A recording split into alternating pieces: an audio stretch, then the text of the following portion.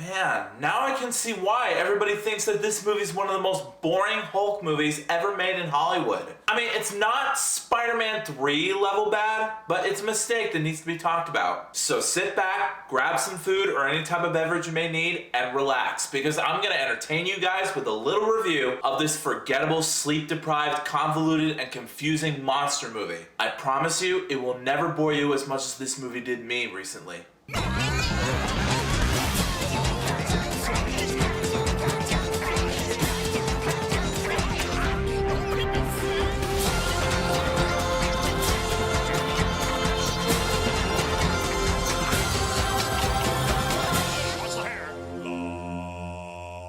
Yo, what's up everybody? G to the S here.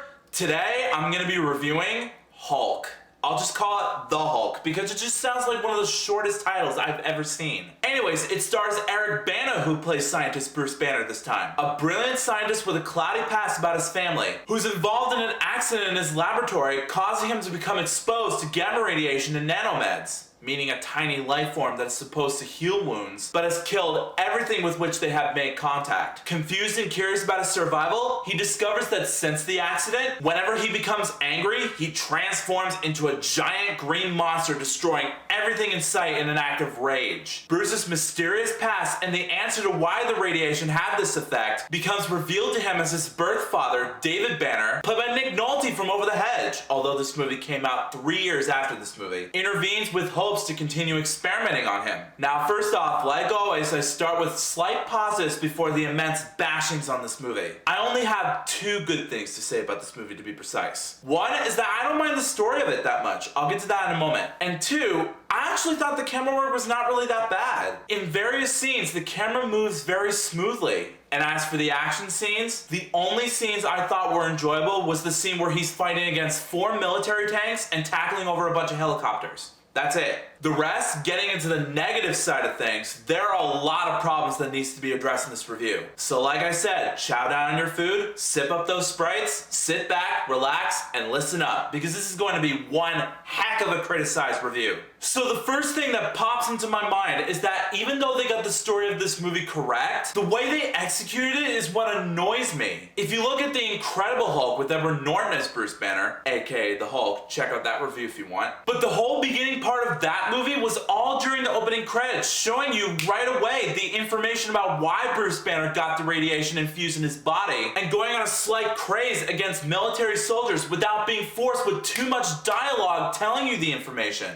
This movie does the exact opposite. It tells you every single solitary info about what's happening to the characters, with so much dialogue and slow pacing throughout the whole entire movie, with nothing exciting, nothing intriguing, and full predictable moments per scene in this film. Seriously, when I was watching this movie, I still sat there in silence, wondering if anything would turn out or if they would just end the film somewhere, because this movie's pacing is super slow. Also, the direction from Ang Lee is sort of something that needs to be fixed in future movies that he makes, because in terms of character development articulation, none of the characters stood out to me. They all looked like they were not interested in this project. I mean, I don't blame the director for this. This is the only film of his that I've seen thus far. Hopefully his other films are better than this sleep-inducing bore fest. Also, the CGI on the Hulk himself is just goofy to look at in all the wrong ways. I mean, just by looking at him. I mean, no offense to the guy who did the motion capture for him,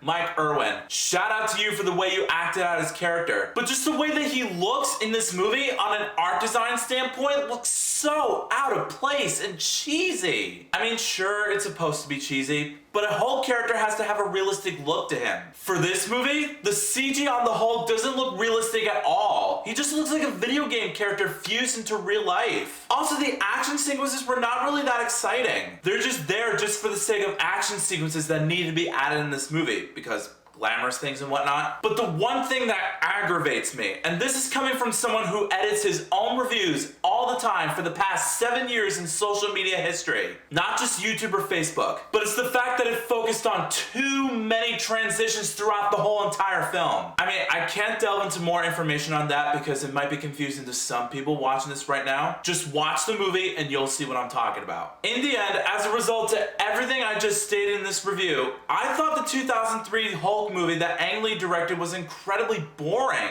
The acting was dull, the story wasn't executed properly, the characters were forgettable and not interesting, and the editing was just all over the place that it detracts from the fun of this movie. So as a result, I rate The Hulk 2.5 stars out of 5.